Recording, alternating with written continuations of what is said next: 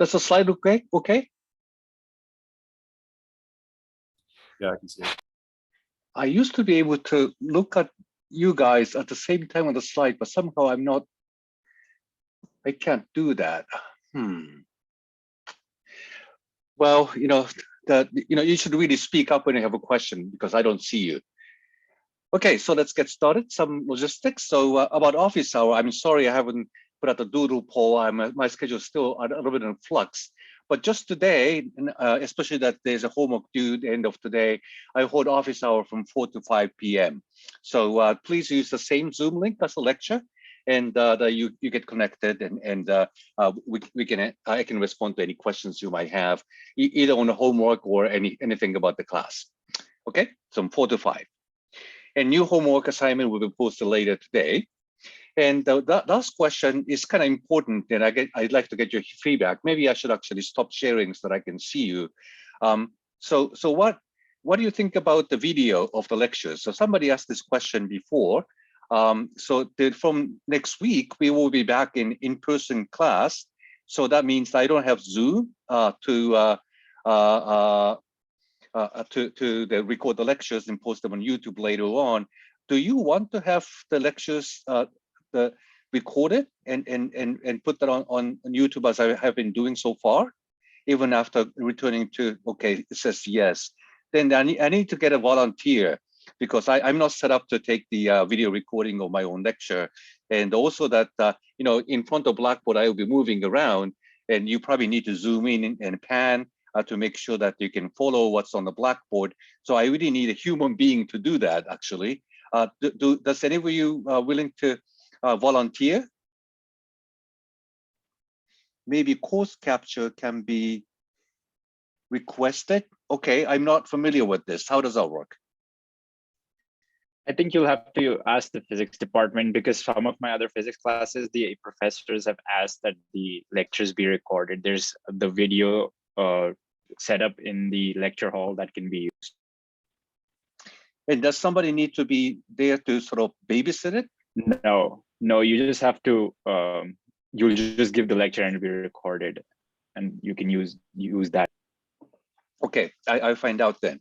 But how does it make sure that you can really see what's on the Blackboard? Does it automatically zoom in and out and pan? Yeah, it's aligned so that it focuses on the Blackboard, but sometimes you have to move the camera as you move the Blackboard.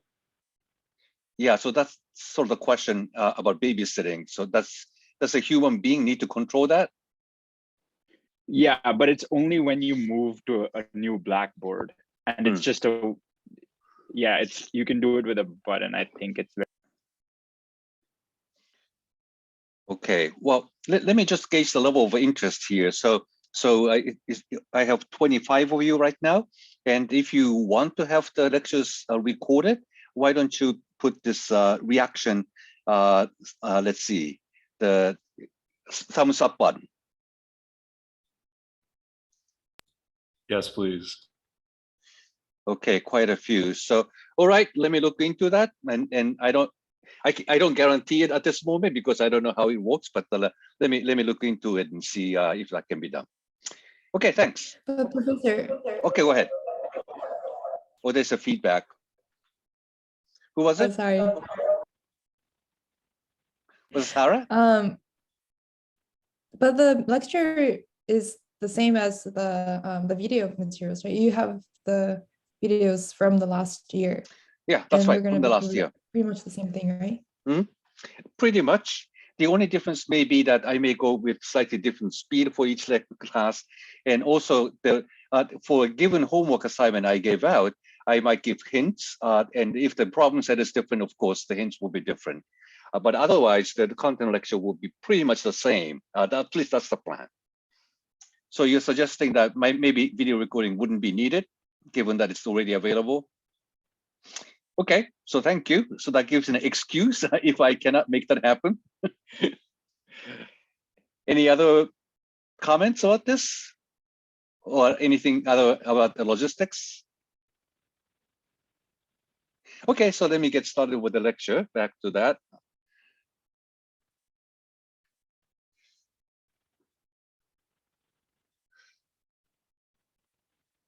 Okay, so we started talking about the harmonic oscillator and in particular coherent state. And harmonic oscillator is something, I'm sure you felt like you need cool, everything is simple, but already there's something interesting. And as we start talking about this coherent state idea. So instead of this number eigenstate, which is kind of spread out in all phases because it's the stationary state, you're looking at the state in a big blur, that we are talking about this coherent state as a minimum uncertainty state with pretty well-defined X and P.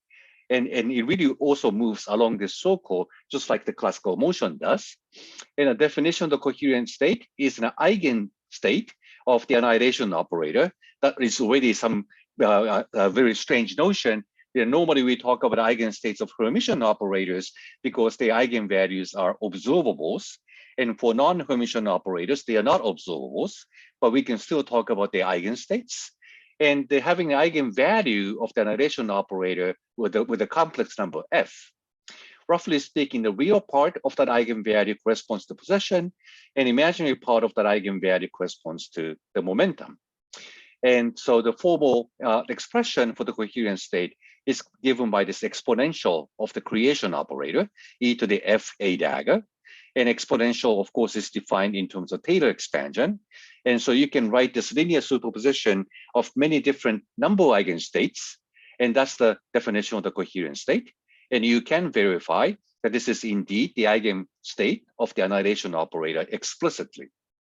And I haven't mentioned this last time, but if you look at the distribution in the number, for example, I can take the inner product of coherent state with the number state n and take the absolute squared. That gives me the probability of this state being in a particular number eigenstate. And what you can see is that it obviously goes like f to the n, the absolute squared, so f to the 2n. And this square root is also squared, so that becomes n factorial, together with exponential. So the probability distribution in the number turns out to be exactly the Poisson distribution. So there is a well-defined average, which is given by f absolute squared, and it goes up and falls off exponentially. And the width in number is actually square root of n. So it is a well-defined distribution in number states, and that might also give you a little bit of intuition what's going on here. And here I have demonstrated that it is indeed the minimum uncertainty state. And I also talked about time evolution of the state being really that this minimum uncertainty circle would move along this the big circle. So it's just only the difference in phase as a function of time, but the distance from the origin remains the same. So basically the energy also remains the same along this circle. And I demonstrated this this fact that the motion really resembles the classical motion in these animations. When f is small, then it's still kind of blurred. So compared to the size of the motion, the width of the wave function is pretty large. And I don't know if I mentioned that this is actually the wave function in position space. The horizontal axis is x, and vertical axis is the psi squared, wave function squared. That's the probability density in space. And so compared to the size of the motion, when f is small, then the width is large, so that this looks blurred, namely that this really looks like quantum mechanical wave function. But as you go to higher and higher f, then this the distribution becomes tighter and tighter. And so compared to the width of the motion, the size of the wave function becomes small. And when you go to f equal 100, then it really looks like almost a tiny range in x. So this almost looks like a well-defined position at every time. And so this is how you can see that it starts to behave like a classical particle. So large f really means that you have this coherent state behaving as if it were a classical particle. Of course, I have never taken the h bar to 0, so this is not classical, but semi-classical in the sense that this is still a quantum theory harmonic oscillator, but it has a pretty good behavior as if it were a classical particle. And so we are going to actually use this fact that coherent state can sort of bridge between quantum harmonic oscillator, which is what we are doing. We are not doing classical harmonic oscillator, but the state behaves as if it were a classical particle. And that's how we actually end up describing particle wave duality when you go to the quantum field theory. That's why we are reviewing harmonic oscillator at this moment. Okay, so that's where we finished up the last time. Any questions about what we discussed? Yeah, go ahead. I have a quick question. So you said that the y-axis is psi squared, but the wave function is actually going greater than 1. The y values are sometimes greater than 1. So thank you. Thank you. Yeah, so to make it look like it's really motion, so I actually added the offset. So this brown line is the potential energy of the harmonic oscillator. That's a half m omega squared x squared. And I put this wave function on top of that potential. So what is plotted here is that potential energy plus wave function squared. That's why it looks like it's bigger than 1. Okay, thank you. And I hope that actually helps, because it really looks like it's moving in the potential energy. Thank you for asking the questions. That's an important question to ask. Anything else? Okay, and so let me add just a few more things about coherent state. So now that we are talking about this minimum uncertainty, there is a notion called number phase uncertainty principle. So you all know this number operator for the harmonic oscillator, that's A dagger A. So given that A dagger A is n, I can force myself to write this annihilation creation operator in terms of the modulus and the phase. So A dagger can be written as square root of n times this phase e to the minus I theta. A now is written as e to the I theta times square root n, such that when you take A dagger A, this phase factor cancels, and then I have square root n twice that reproduces n. So this is just a simple rewriting. And this is a little tricky because both n and theta are actually operators. N obviously is an operator, but given that I factored out the square root n out of A dagger, theta has to also be an operator. And in addition to being an operator, theta becomes ill-defined when n vanishes, because if the modulus is 0, phase is completely undetermined. So this is actually, in some sense, mathematically a little bit sloppy. But from the physicist point of view, this is actually pretty useful, because one can consider the situation when n is somewhat large. That's the case we consider when we talk about, for example, things like laser. Then you have a bunch of photons in it, so n is large. Then as long as n is large, then theta is, in some sense, pretty well defined. So at least we can talk about it. And knowing that n and A satisfies this commutation relation we worked out before, and rewriting A in this fashion, then I can take this square root n out of this and find that n is, roughly speaking, I dd theta. So n theta is basically I. So let us double check. So by factoring out the square root of n from this equation, n e to the I theta is negative e to the I theta. If I identify n being I dd theta, the derivative will pull out I from the exponent. There's another factor of I here. So I times I is minus 1. So I can reproduce this commutation relation. So what that means is that n theta is actually I. So at this stage, you can see that n and theta as operators are canonically conjugate to each other, just like x and p. And being canonically conjugate to each other, then you can immediately write down the uncertainty principle between them, namely delta n and delta theta is bigger than or equal to 1/2, just like delta x and delta p. So what that means is that if you look at this coherent state, then you can think of delta n as an uncertainty in radial direction, right? Because n basically corresponds to the energy, which corresponds to basically x plus p squared. So this is the radial direction. And delta theta, on the other hand, is the uncertainty in the phase direction. So we talked about coherent state being minimum uncertainty state in the sense that delta x times delta p is really 1/2 h bar. But in the same way, I can talk about this minimum uncertainty circle in the radial direction and angular direction. And that's the meaning of number phase uncertainty.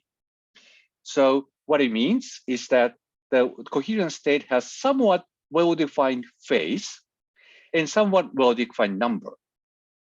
And given that theta is an operator, in principle, one can even talk about the eigenstate of this phase operator, which is just a linear superposition of all the number of eigenstates with the phase proportional to the number. And if I do that, then actually this is basically a number eigenstate. This is the way you can actually see it. I'm not actually go through this algebra, except that the sloppiness with the zero number state. So theta is well defined as long as you have non-zero number, but it's ill-defined when number is zero. So when you try to show that this state is indeed the phase eigenstate, there is a failure because the zero state is not clearly defined. But apart from that, you can define this phase eigenstate, which basically corresponds to a line like this. So if you have a line like this, you have a well-defined phase, but number is completely uncertain. And that's what you would expect from this number phase uncertainty principle. So that's the reason I'm talking about this is that when you go to things like laser, which is the Bose-Einstein condensate of the photon, and that's a coherent state, you have large number of photons, and you have a relatively well-defined phase, and you can talk about interference between two electromagnetic waves. And that's, for example, double slit experiment of two light waves. And we do that in the classical optics. So that kind of interference means that the states have a relatively well-defined phase. And so you can have a phase if you sacrifice the well-definedness of the number. So you have to sacrifice number being a little bit uncertain so that you can have a well-defined phase. So the things like laser, as I mentioned, has somewhat blurred the total number of photons in it so that you can have a well-defined phase. We will also talk about the Bose-Einstein condensate of cold atoms later on. So also in that case, you have a well-defined phase at the expense of making the number of atoms uncertain, and we'll come back and talk about that later. So anyway, so this is the last bit I want to say about the coherent state. A number of phase uncertainty, and we are going to actually use that later. That's why I'm explaining this. So any questions about this?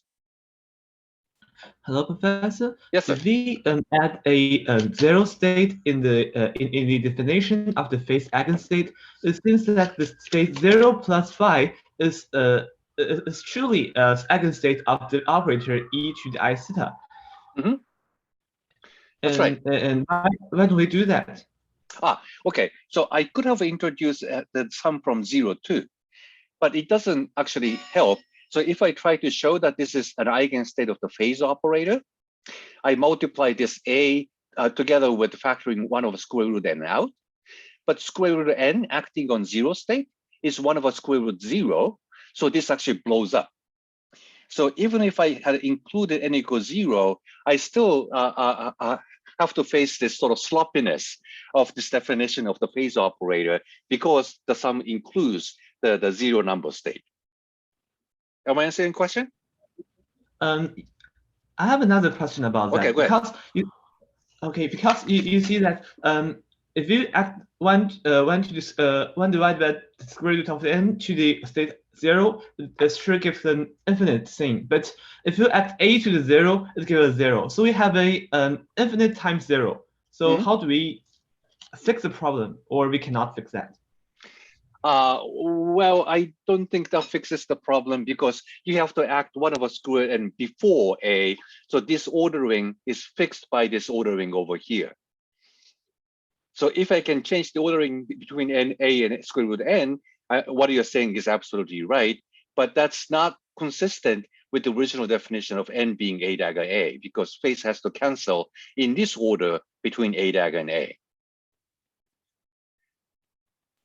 Does that answer your question? I get it. Okay, good. So no matter what you do, you still have to pay this cost of the sloppiness in definition of the phase.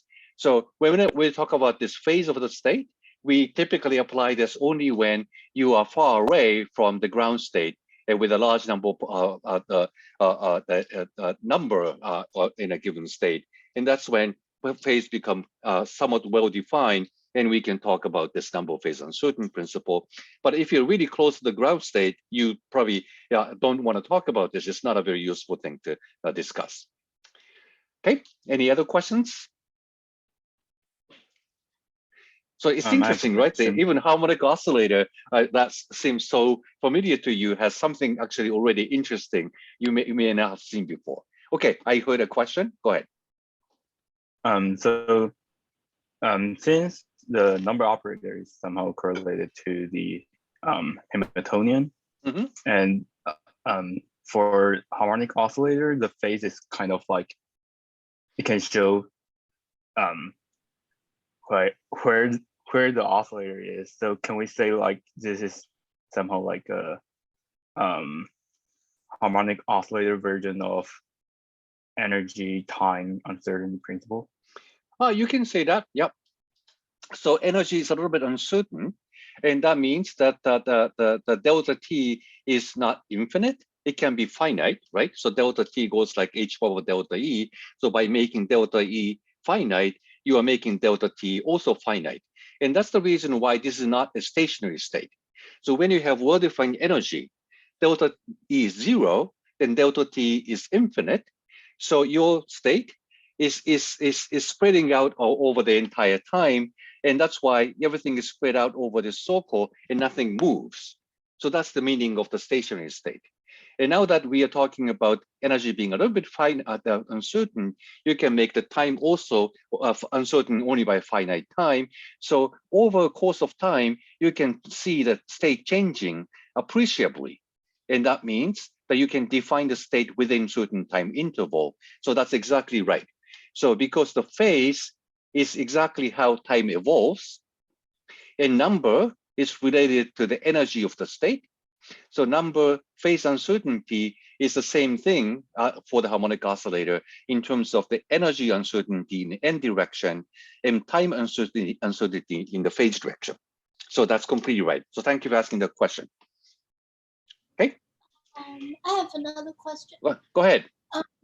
So we see that using an exponential as an operator can actually give us continuous, like because your exponential under multiplication, the arguments always add together, which means that you can continuously change the argument by summing over, multiplying over a lot of the exponential terms.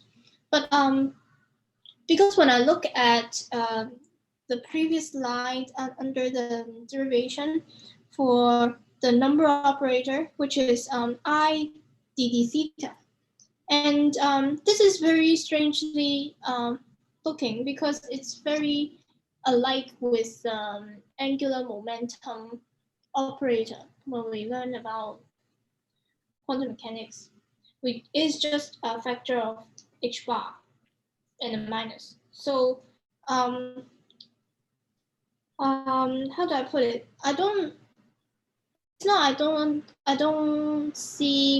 I see why we define the number operator this way, but well, sometimes so number operator was defined as a dagger A. So from here to there is simply rewriting. So I didn't put anything new in here. So given that n is a dagger A, I'm now forced to come up with this n being the dd theta.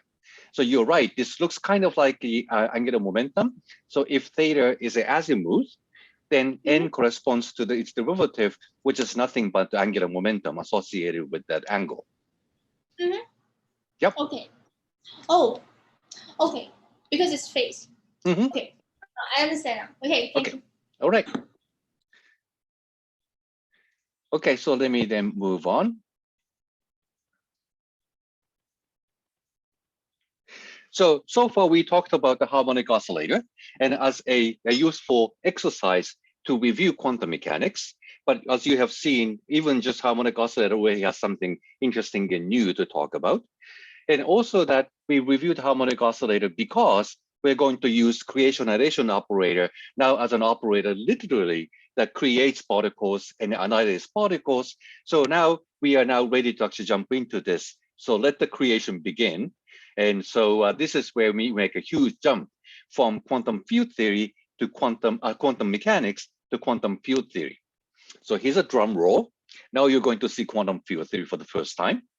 So we had this multiple harmonic oscillator. We discussed that.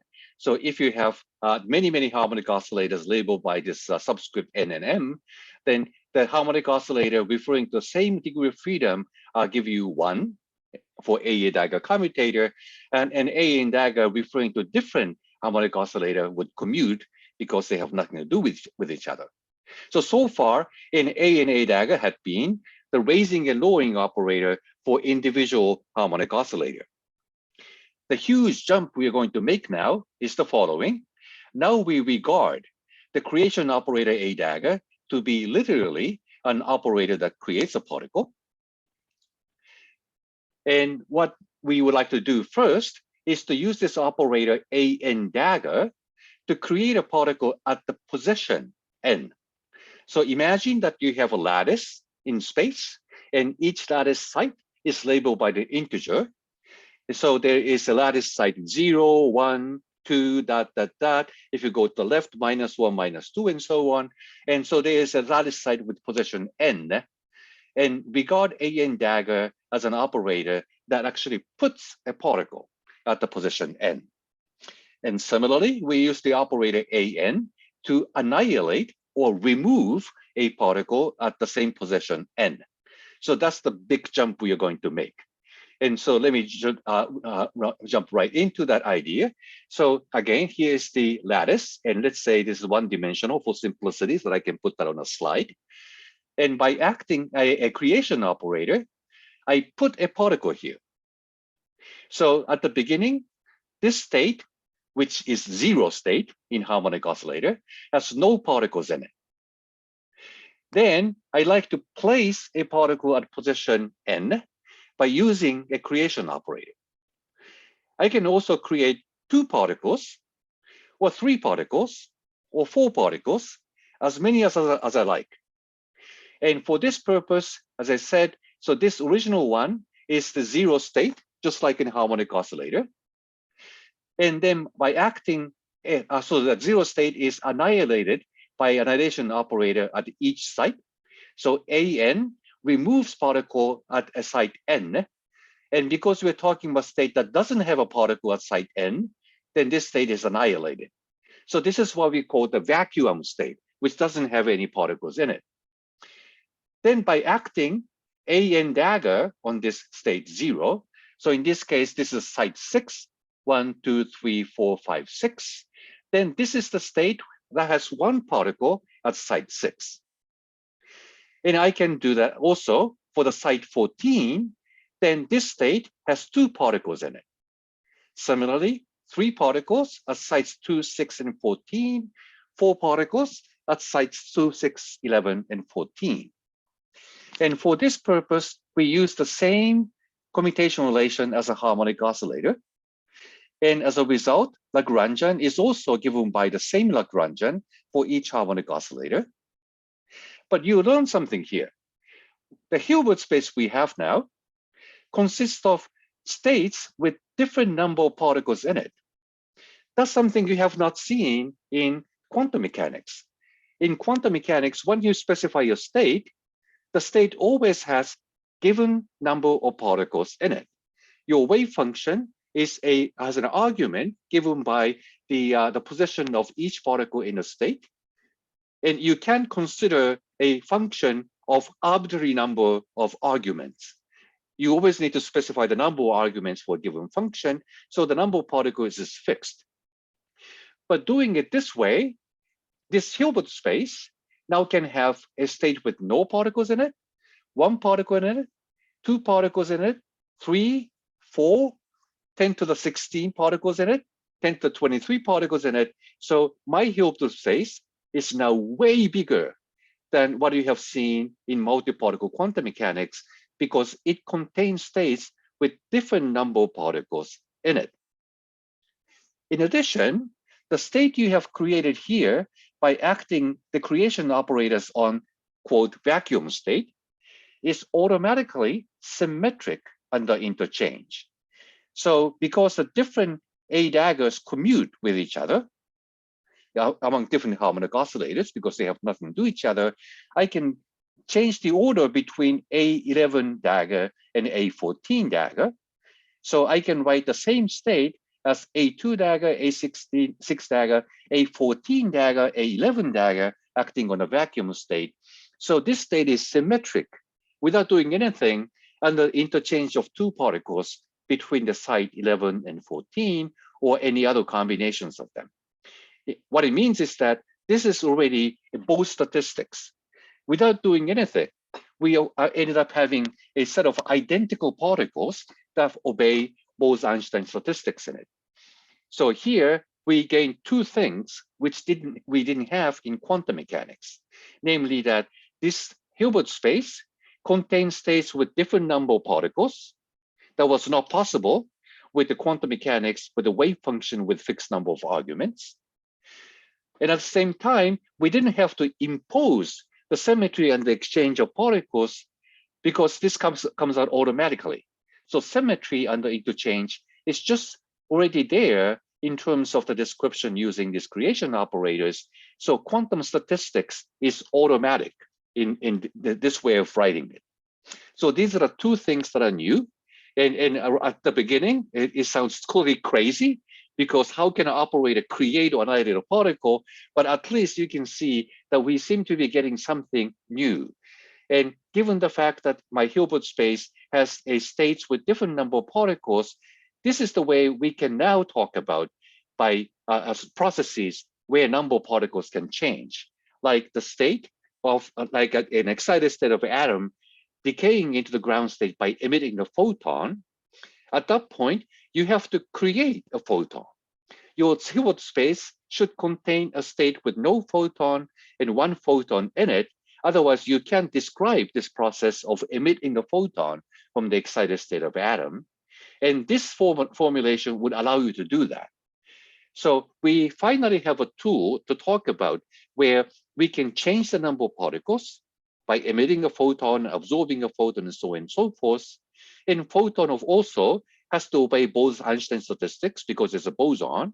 And both of them are achieved on a single strike by regarding this A and A dagger operators literally as the creation and annihilation operators.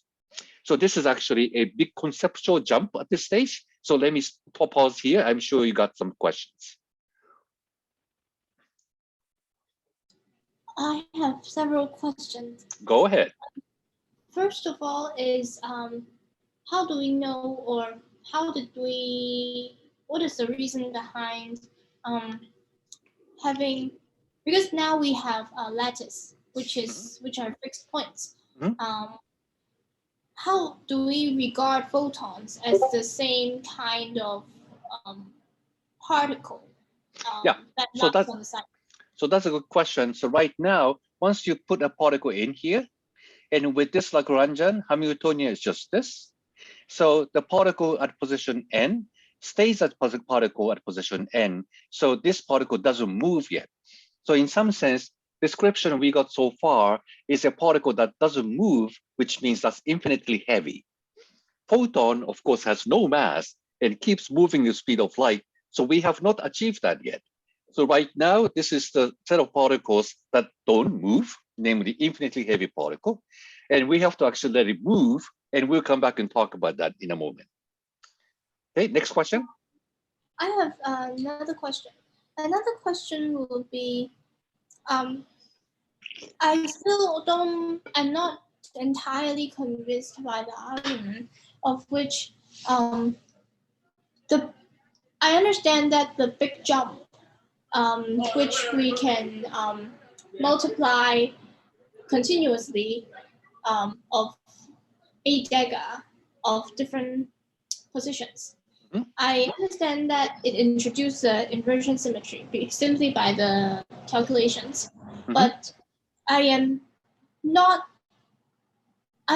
seeing it completely understandable, because in how do I say this? In quantum mechanics, we say we specify the state, say vacuum state. We specify the vacuum state of a lattice, which are sort of known to us, even though you cannot explicitly write a vacuum state. But now because I cannot write the vacuum state, but I can write explicitly the A dagger for each position. And this multiplication is not understandable for me.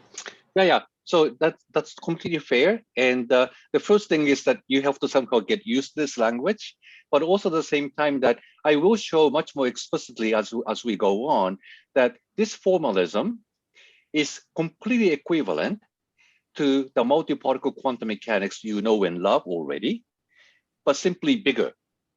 So by formulating quantum physics this way, and just focusing on a state with, say, 3 particles, I can just convert this way of describing 3 particles to a conventional wave function with 3 arguments for 3 particles, and show explicitly that that wave function is symmetric under interchange of those 3 coordinates. So I will demonstrate that very explicitly as we go on.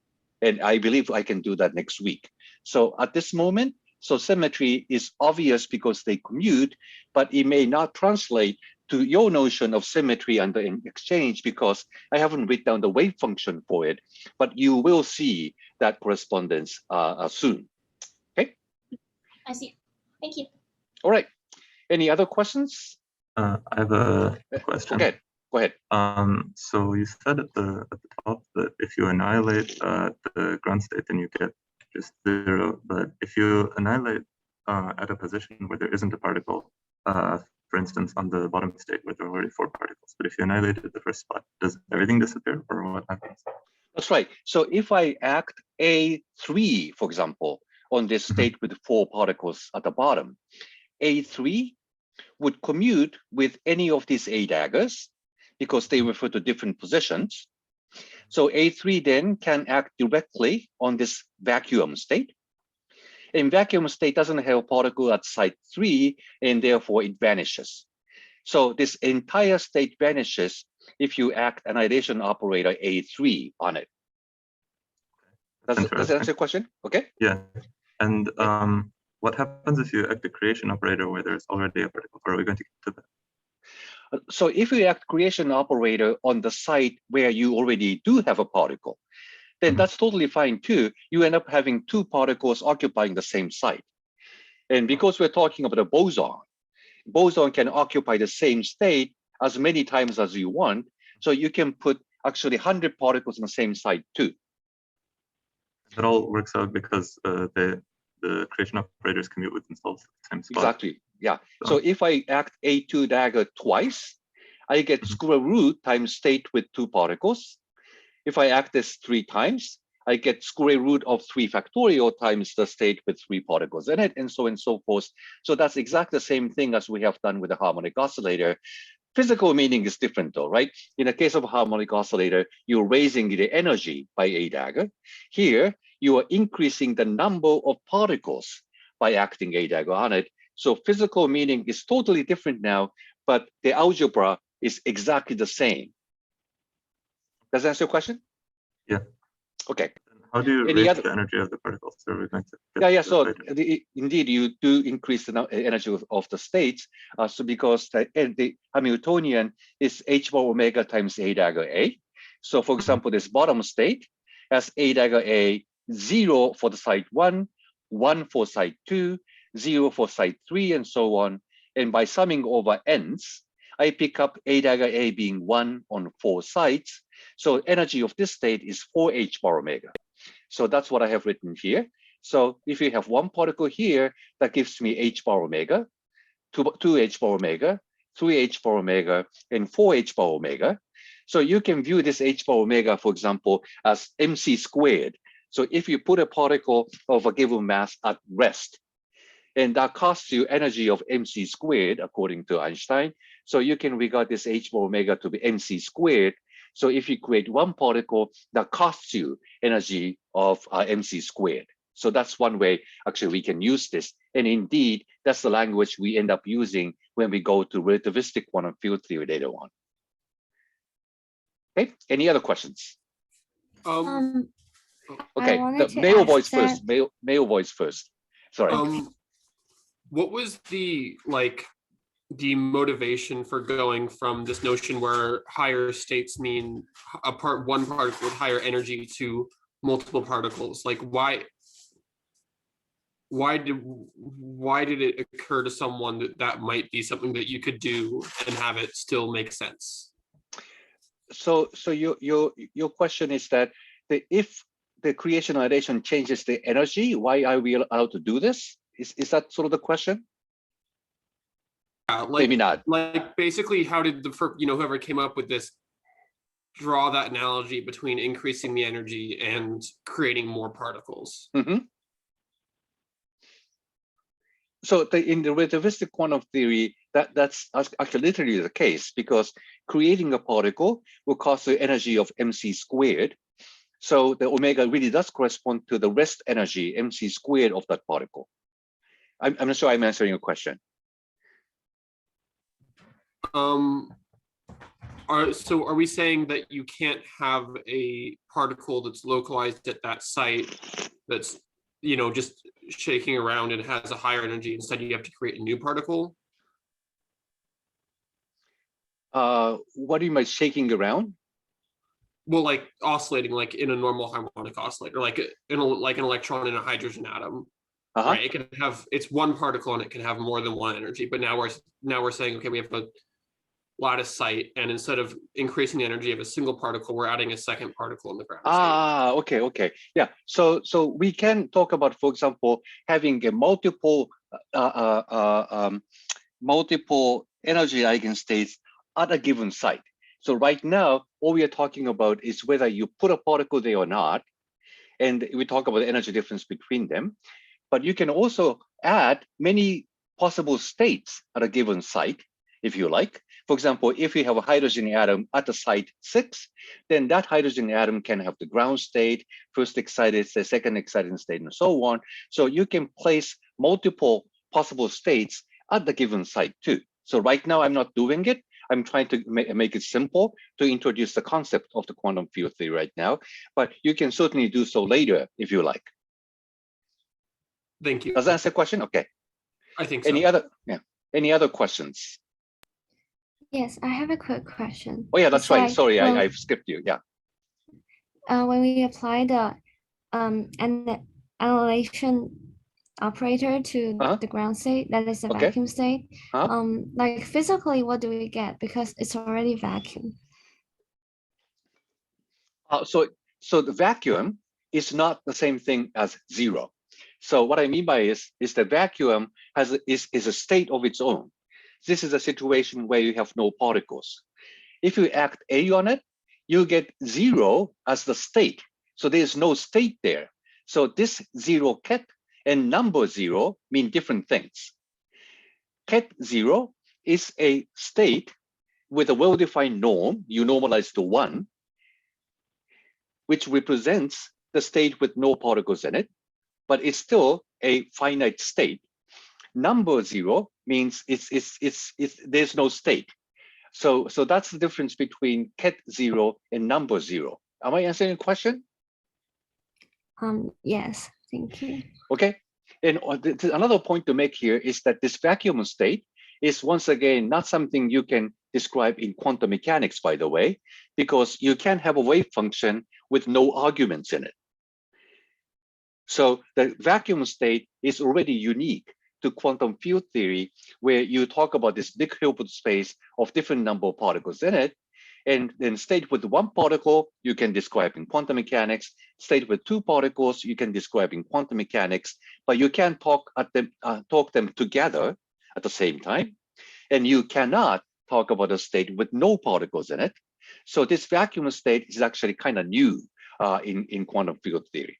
So I forgot to mention that too. Okay, any other questions? Yeah, I have a quick question. Okay, go ahead. Just to make sure, are we assuming that every lattice site is a harmonic oscillator when it could also be a different potential altogether? Yes. So every site is a harmonic oscillator of its own, so that we can put or subtract particles at that site. Okay. Okay. Anything else? I have a couple questions. Okay. So before the ground state 0 was just like a particle with the ground state energy, but now it's a state with no particles and no energy. Okay, and That's right. so, okay, so then, and if we apply, for example, a dagger 6 twice, that would have energy 2h bar omega. That's right. Yeah. And I will also have a slide on that later on. Okay, thank you. Anything else? I have something like a follow-up question on that. Go ahead. So go ahead. You mentioned somebody also asked like increasing the energy of each particle. So is that in quantum field theory, do we have to do that by adding the particle to the same site, or can we increase the energy level of each particle that we already have? So for the second one, you need to actually make the theory a little bit more complex by allowing for different energies at a given site, which you can do. So as I said, if you put the hydrogen atom at this site, then hydrogen atom can also have different energy eigenstates, 1s, 2p, and so on. So you can put multiple states at a given site too. Right now, I'm not doing it, but you can. Does that answer your question? Multiple state meaning multiple energy state? That's right. So you can put 1s state here, 2p state there, 3d state there, and so on and so forth at a given site. So right now I'm not doing it, but I'm just placing a particle that doesn't move, but you can place different, so basically that you can make each site also a Hilbert space of its own. Oh, okay. Okay. All right, so we'll come back and talk about that actually quite a bit later in the class, but we will talk about that. Anything else? Sorry, just one more thing about what you last said. So then to change the energy, would you just annihilate the particle at one energy level and then create it in the same spot at a different level? Yeah, that's right. Basically, in order to describe it, I need to introduce multiple harmonic oscillators also at a given site. So let's say I have A6 here, but I need to have also B6 and C6 and D6 and so on. And if I annihilate particle at site 6 with A operator, but create a particle at the same site using B6 dagger operator, then I change this particle from A state to B state.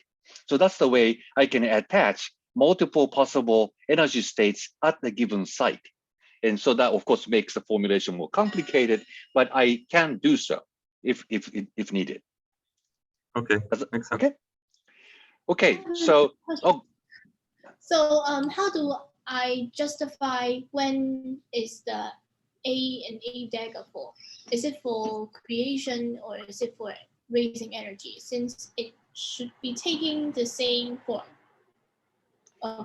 Let's see. So I think that that question can be addressed a little later by looking at what do I exactly mean by this being a particle?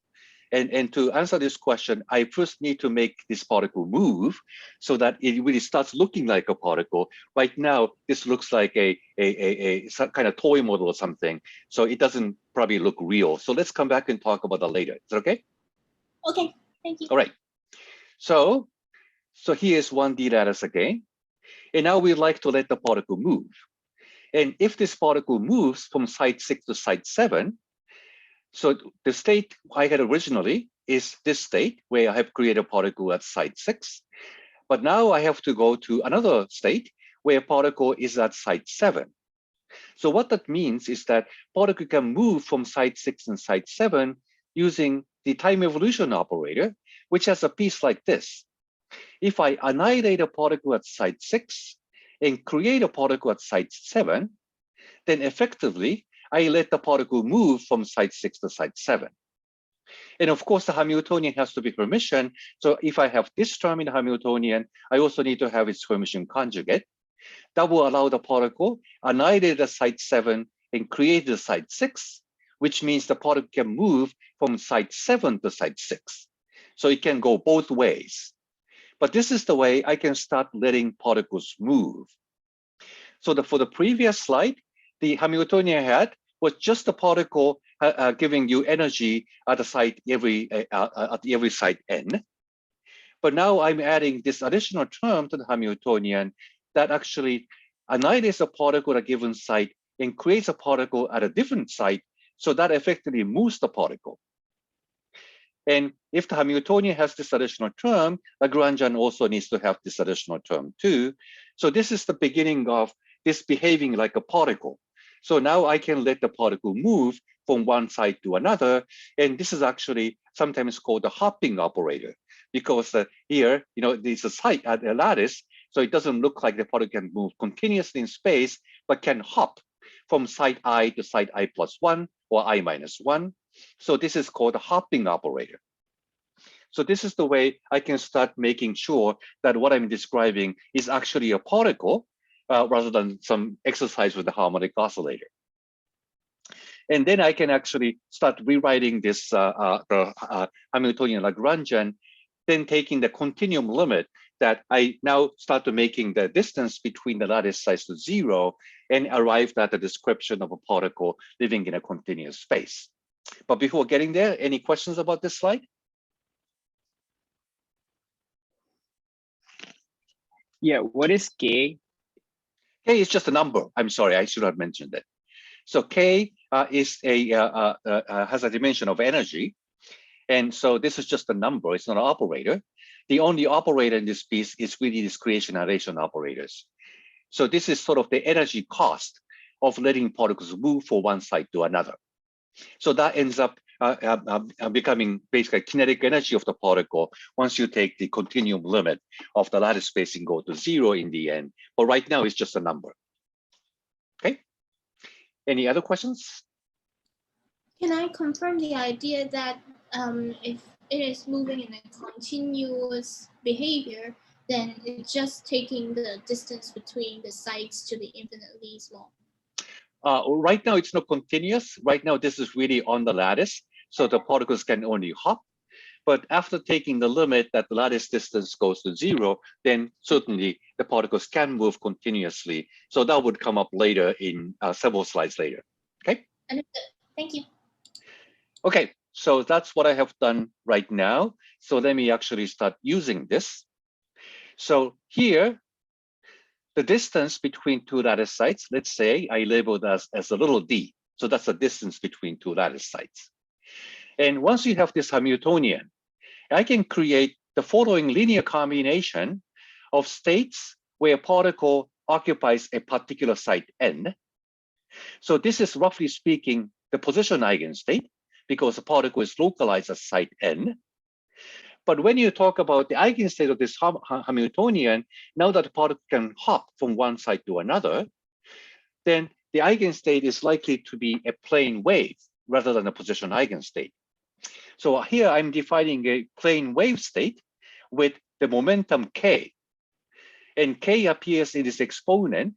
So this is roughly speaking e to the ikx. So h bar times k should correspond to the momentum. And nd is x, because the n site is away from the origin by n times distance d. So what you see here is I take the linear superposition of different position eigenstates, weighted by this e to the ikx factor for position n. So this is the way I can build a plane wave state. And you can verify that this state is indeed an eigenstate of this Hamiltonian that now includes this hopping term. So what I do is just let Hamiltonian act on this state. And then this piece just becomes A dagger A is just 1 acting on this state M, only when M and N are the same. So N turns into M, otherwise A dagger A vanishes. So I get H bar omega AM dagger as a result, multiplied by this e to the ikmd. But if I actually use this state here, AN annihilates particle at position M, so N and M again have to be the same. But then I create a particle at N plus 1, but remembering N has to be the same as M, this N has to be M. So this is K A dagger N plus 1, again with this phase factor. Now in this sum, this is summed over N, So n plus 1 this time has to be m. That means n has to be m minus 1 to get something non-zero. Otherwise, it gives you 0. So this n has to be made into m minus 1. So this actually annihilates this one, then creates a particle at site m minus 1 this time. And remembering that m is also summed over in this original state of the momentum, plane wave state, I can relabel m plus 1 to actually m at the cost of changing m in the phase to m minus 1. I can do the same thing here. I relabel this dummy variable m by changing m minus 1 to m. So then this a dagger m minus 1 becomes a m dagger, which is common to now all three terms, at the expense of changing m in the exponent to m plus 1. So by rewriting this second line to the third line, everything is a number multiplying this am dagger on the 0 state. So then I can just rewrite this because it's a number. So h bar omega and k, and by factoring this e to the ikmd out together with this am dagger, acting summed over m, that recovers the original state k. But then I have to factor out e to the minus ikd, and here e to the plus ikd. I'm looking at the sum of the two, that's 2 cosine kd times k. So here I have this energy eigenvalue given by this combination. So this is the way you can see that this plane wave state is indeed an eigenstate of the Hamiltonian. And now, if I identify h bar omega to 2k, this is just a choice I'm making for the moment, then this becomes 2k times 1 minus cosine kd. And if I regard this d lattice constant to be small number, I can do a Taylor expansion. And 1 minus kd becomes half k squared d squared. And of course, they're high order corrections. Then I can see that this Hamiltonian has an eigenvalue proportional to k squared. And that's something we're familiar with.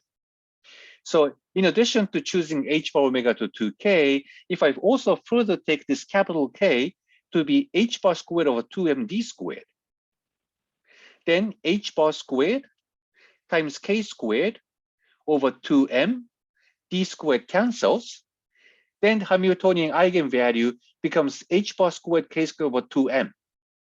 And that's something you have seen before, namely that by identifying h bar times wave vector to be the momentum, that's the de Broglie's relation. This is nothing but p squared over 2m. That's the kinetic energy of a point particle. So by introducing the second term, hopping term in a Hamiltonian, written in terms of these harmonic oscillators, now I have something that really looks like a particle whose energy is p squared over 2m in the limit where I take the lattice constant going to 0. So I hope that addresses the question you asked actually at one slide before, that this starts really looking like particle that can move with the kinetic energy of p squared over 2m. Okay, let me pause here, and I'm sure there are questions.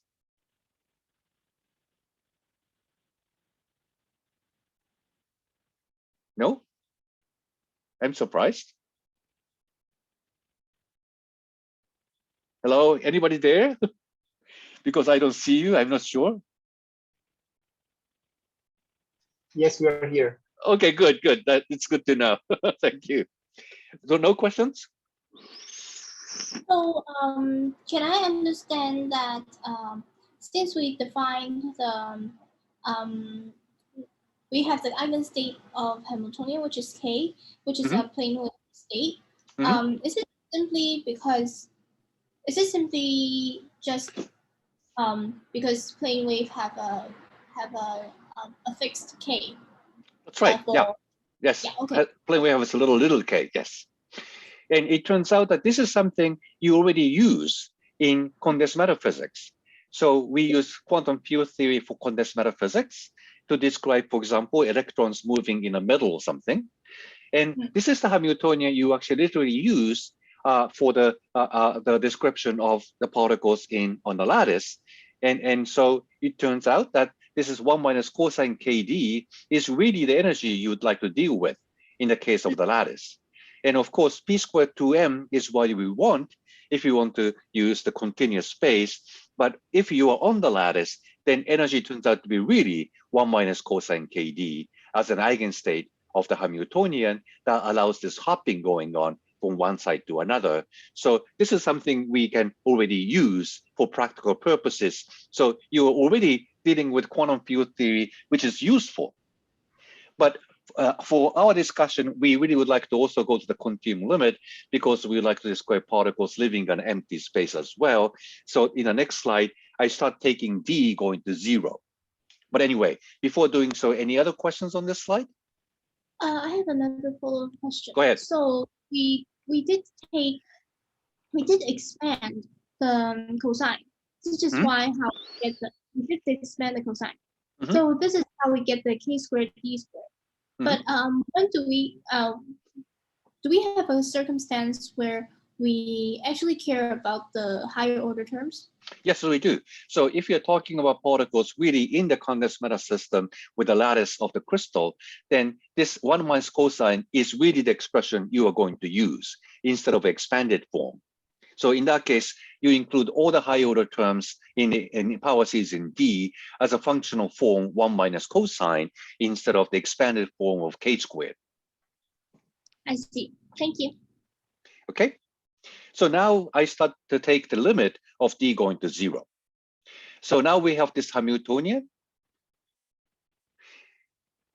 And then using this Hamiltonian, I start making this the limit of D going to 0. So one thing we have done to correctly reproduce P squared 2m is first identify h bar omega to 2k. So this is number, which is now identified with 2k. And k was identified with h bar squared 2m d squared. So I can factor capital K out of this sum and put that in the prefactor. Then the sum of this creation addition operator looks a lot simpler. And going back to the Hamiltonian, from Hamiltonian to Lagrangian, I have this expression together with IH by H dagger A dot, which you have seen for the harmonic oscillator. And in order to take the continuum limit of D going to 0, I have to properly define the sum replaced by the integral, and also the operator A in terms of the field, which I call psi. So sum over the sites when each interval is regarded small turns into the integral. This is basically the definition of the integral. So dx originates from this the lattice distance d, and integral over x is sum over all sites times d. And this is a Leibniz ingenious choice of the symbols. So you have this sum sigma, but by going to continuum, you stretch the summation symbol sigma to this integral symbol just by stretching it out. And this lattice interval d turns into integration volume dx.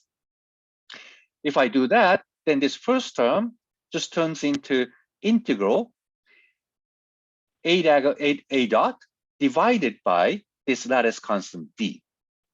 That's why I have to also make an identification that an goes to a function of x. Now it's a continuum function of x, together with the factor of d to the 1/2 to compensate for this factor of d to switch from sum to the integral. So if I do this identification, then I can rewrite this entire Lagrangian now on the continuum space x. Then it's also easy to work out that an dagger and an here, which has this difference between different sites, turn into actually a derivative. And I don't show this on slide, but that's something you're going to verify in the next assignment of the homework by Taylor expanding A as a function of space. So an plus 1 refers to possession n plus 1 d, and assuming d is infinitesimal, you can Taylor expand that as psi at x plus d times derivative of psi. And by doing so, the same position would cancel because it's 2 minus 1 minus 1. So the only pieces that would survive has to have derivative acting on psi. And so this actually whole thing turns into this expression over here. And this is now the Lagrangian written in the continuum.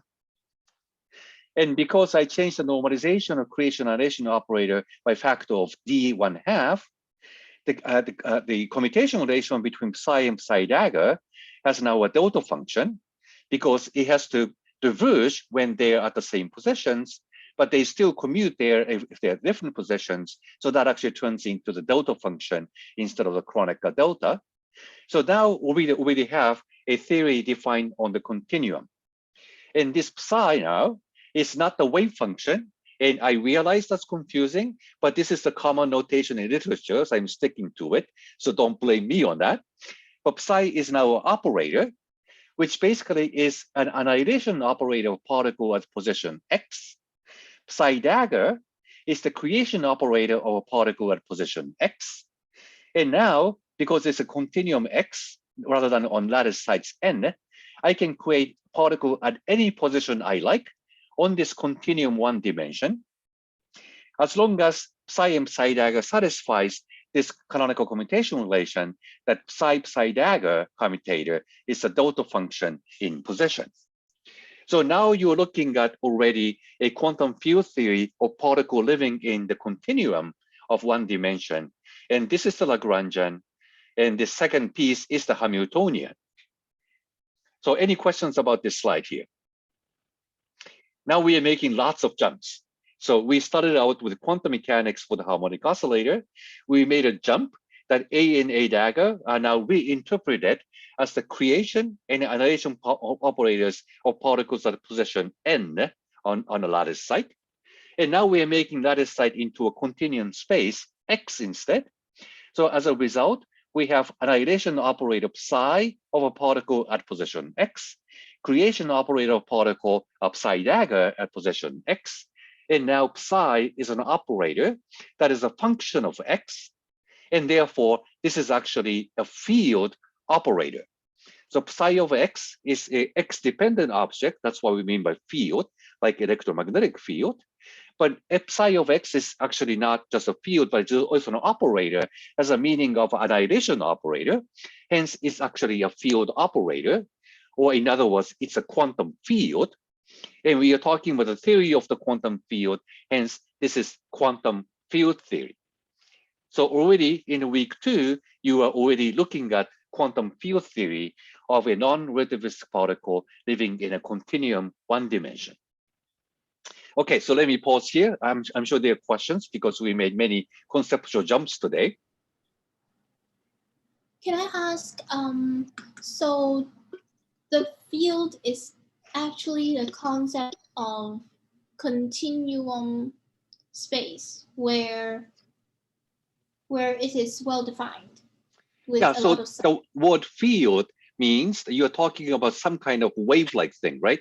So the electromagnetic field is actually an electric field E as a function of X, magnetic field B as a function of X. So anything that is a function of space and time is what we call field. But field, in this case, psi of X, has a meaning of annihilation operator. So in addition to being a field, namely that's a function of X and T, it is capable of annihilating a particle. So it's actually, in addition to being a field, it's also an operator. And hence this is the field operator or quantum field. But it, yeah, I understand what you just said, but if we consider an analogy to, say, a static electric field, if we remove a charge, then the field would be disturbed or changed. So can I say that psi is a description of the field, or is it the field itself? Yeah, so that's a good question. So when you talk about, for example, the charged particle being accelerated in an electric field, now you're talking about an interaction. Right now, I'm talking about a free particle, so I have not introduced any interactions at all. But if you have the second set of particles that is influenced by the presence of the first particle described by this field psi, then you are in a similar situation as electromagnetic field. So what we end up doing is something like this. When you have electric field, you also promote the electric field to a field operator, becomes an operator, and electric field is capable of creating a photon. Also annihilating a photon, it turns out. It can do either of them. So electromagnetic field we studied in classical mechanics, now it's promoted to a quantum field, which can create or annihilate a photon. That's how we use the electromagnetic field when we actually get to it. And then you have another particle, namely electron, that is being influenced by the electromagnetic field. So it turns out the electron couples to the electric field, which means electron can then create a photon. And that's exactly how we end up describing how an excited state of atom, electron, can emit a photon and decay into ground state. So once we get to discuss interactions, then this looks more like a field in a sense that other particles get influenced by this field psi of x. But right now, I'm talking about only a single particle, and it's all free, so you don't see that influence going on.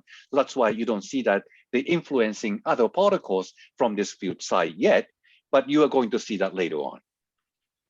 I see. Then I have a full question. It will be about, so does it mean that because now throughout the whole derivations, we do not see the time dependence, which means that we are talking about it is independent of time. It can happen at any instant. Right. But my question will be, first of all, about the time evolution thing. The second will be, so if we look into the field psi now, then does it mean that if I say have a frame of psi of this instant, I can tell that how many sites are having a particle, and how many okay. So in terms of the last part of the question, how many particles they are, I can define the number operator. So number operator used to be a dagger n summed over the site n. By switching to this continuum field psi, it's simply psi dagger psi summed over position, namely integral of psi dagger psi over x turns out to be the number operator. So by acting the number operator on whatever state you have, again, you can read off how many particles there are in a given state. I see. And the first question about time dependence, so far we have been actually implicitly assuming that we are in the Schrödinger picture, where operators don't have time dependence, but the states do. Eventually, we would like to switch to the Heisenberg picture, so that the operators depend on time, but states don't. So after switching to the Heisenberg picture, then field operator also ends up depending on time. But right now we're in a Schrödinger picture, so they don't. So that we haven't introduced the time dependence of the field operator yet, because we have been in the Schrödinger picture so far. Okay. Okay. Thank you. So we sort of try to build quantum field theory, starting with the idea of putting particles on the lattice site and take the continuum limit. But now that we have a Lagrangian, we can just take this as a starting point and go top down. So what we have done is in some sense bottom up, because we have not seen quantum field theory so far. We want to build quantum field theory. But now that you have quantum field theory already in front of your eyes, you can now derive the Hilbert space from the quantum field theory using the usual prescription of quantization.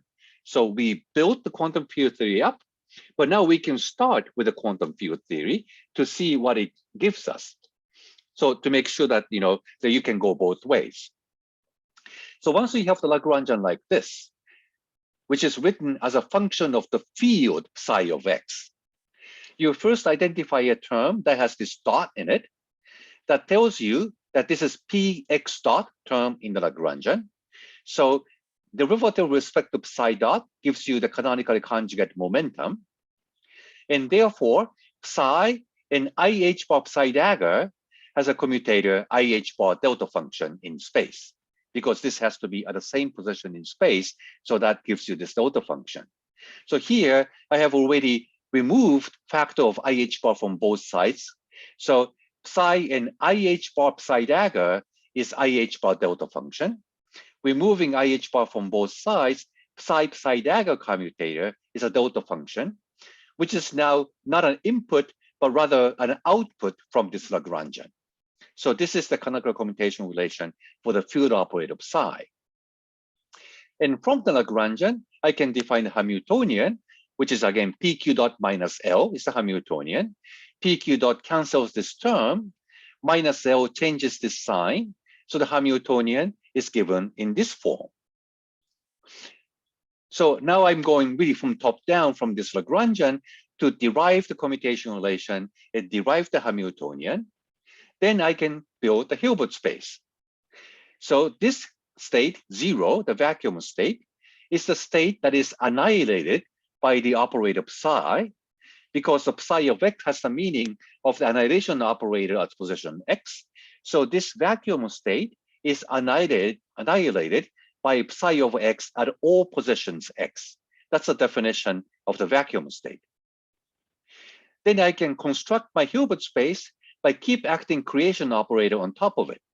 So if I act psi dagger at position x1 on the vacuum state, I have created a particle at position x1. I can create two particles at position x1 and x2, or 3 positions x1, x2, x3, or 4 positions and so on and so forth. So here, psi of x is a function of x. That's why it's a field, but it's actually an annihilation operator. So it's a quantum object. That's why it's a quantum field. And when you go to the Heisenberg picture, then psi of x has time dependence in it. And the Euler-Lagrange equation out of this Lagrangian turns out to be this form, which looks deceivingly the same as the usual Schrödinger equation for a free particle. But you have to remember, we are talking about psi of x not as a classical function, but it's actually an operator. So here, this is a potential cause of confusion. And that's why I already emphasized that psi of x looks deceivingly like a Schrödinger wave function, but it's not. But unfortunately, this is a notation people use in the literature. So I try to make this distinction as clear as possible as we go on. But anyway, so this is the way you are now looking at a quantum field theory, specifically a Schrödinger field theory, namely that this Lagrangian is the Lagrangian of quantum field theory for a free non-relativistic particle. And because the Euler-Lagrange equation looks deceivingly similar to the Schrödinger equation, this quantum field theory is called Schrödinger field theory. But again, we are not looking at the Schrödinger equation here. This is the field equation. And I try to make this distinction as clear as possible as I go on. But one thing is that now, by end of the second week, you have seen quantum field theory. So this is the moment you pat on your back and celebrate that now you are looking at the quantum field theory. And using this quantum field theory, now we can see what the Hamiltonian is and what the eigenstates of Hamiltonian is. And it turns out that the eigenstate of the Hamiltonian for the plane wave turns into something, again, very similar to what we have done on the lattice, namely that you create a particle at position x, you take a linear superposition of the position eigenstates weighted by this plane wave factor, e to the ikx. So this is now my definition of the momentum eigenstate, now in continuum space. And then we can verify that indeed this state has an eigenvalue of the Hamiltonian given by h bar k squared over 2m, just like what we have done on the lattice. So I start again from this slide on next week and make sure that everything looks like it's really a description of a free point particle living in continuum space. But at least this is the moment that you celebrate, namely that you now are looking at the quantum field theory, which is capable of describing a states with different number of particles. It gives you also quantum statistics built in. You haven't seen that explicitly yet, but I will demonstrate it. And then you can also describe particles moving with a momentum h bar k, and so on and so forth. So now we'd like to reproduce everything we can in multi-particle quantum mechanics using this new language, powerful language, or quantum field theory. So that's the exercise we will do next week. Namely that we now have quantum field theory, and we would like to see how this quantum field theory has the equivalent physics as the multi-particle quantum mechanics, but simply better and bigger. And so that's the correspondence we will see more explicitly next week. Okay, any questions about this plan?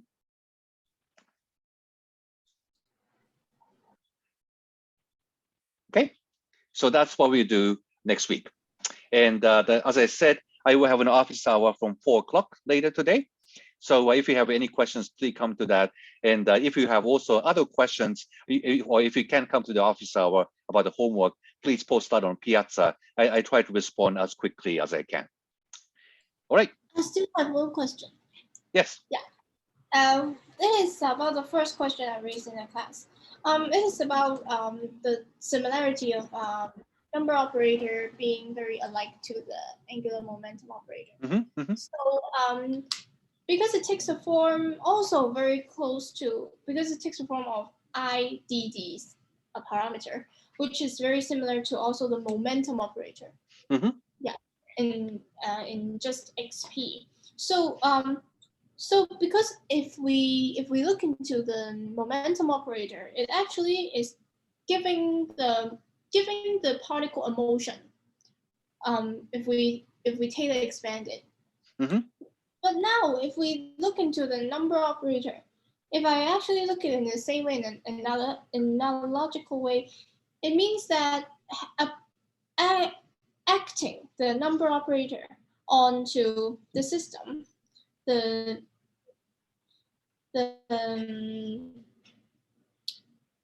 coherent state, it means that I'm pushing the coherent state by a phase theta. That's right. And that's indeed what happens, right? So number operator is proportional to Hamiltonian.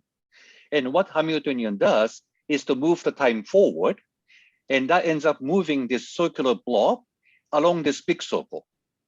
So it changes this state along the theta direction. Oh, okay. So that's why N really looks like, in some sense, angular momentum on XP plane, because it pushes the theta forward and let it move in this angular direction. Understood. Okay. Right. Yeah. Any other questions? Okay, good. Yeah, so, I had one question. Oh, go ahead. Go ahead. Yeah. So at the start, we had an array of harmonic oscillators, and we ended with the Lagrangian of a free particle.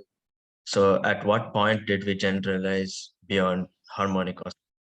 Yeah, so we actually made the jump when we used the harmonic oscillator for a different purpose. That's basically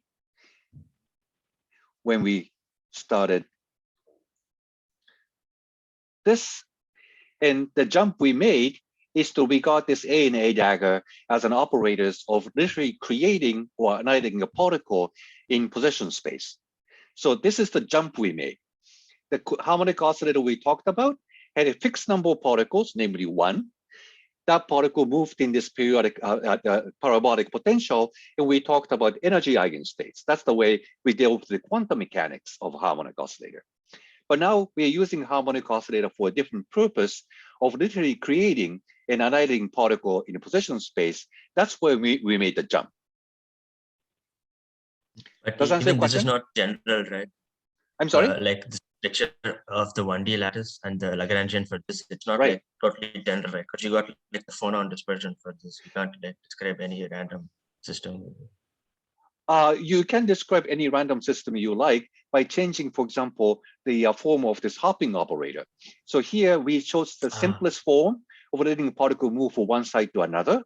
But you can also introduce a term where the particle may hop from one side to the next nearest neighbor, or maybe the third nearest neighbor, and so on.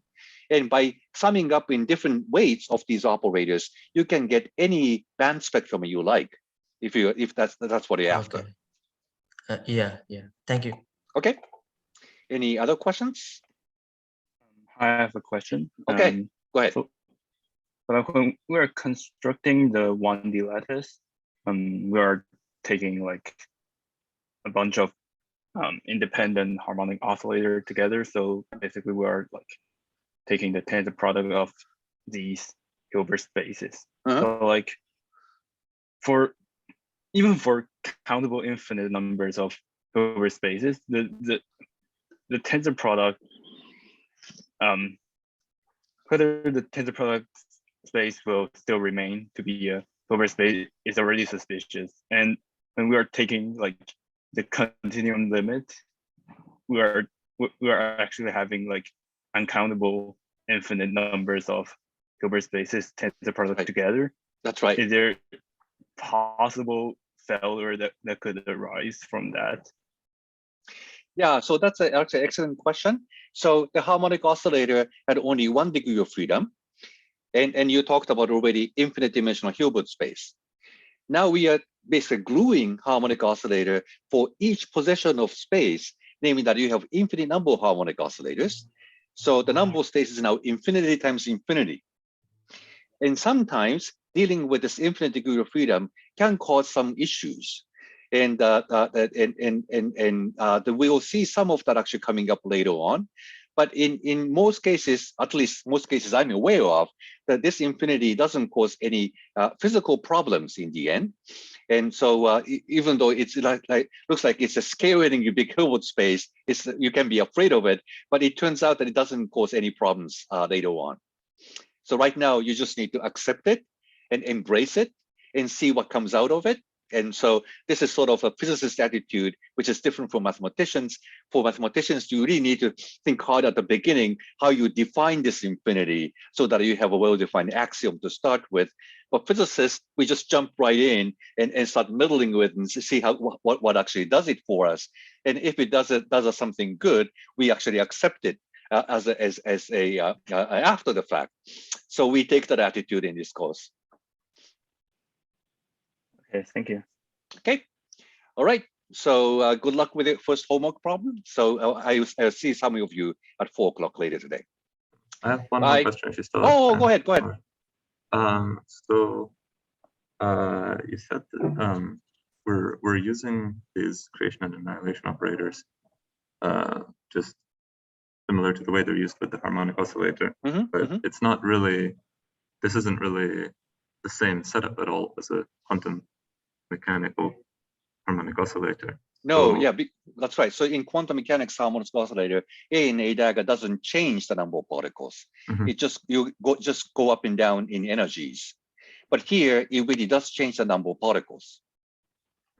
But then my question is, how come the Lagrangian is still the same? Yeah, that's simply because we're using the same commutation relation between A and A dagger. And mathematically, it's the same thing as the usual harmonic oscillator. So because it's mathematically the same thing, the Lagrangian and Hamiltonian are also mathematically the same. It's just the physical interpretation is different. Okay. So let's get that up. Okay. Any other questions? Okay, so let us finish up. And I see some of you at, you have another question? I have a question, but it's not about our course. It's another as a question that arises when I study some other things. So okay, then why can you come to the office hour today? Okay. Yeah, okay. So that's probably the better place to actually talk about other things. Okay, thank you. All right. See you in person next week. See you. Goodbye.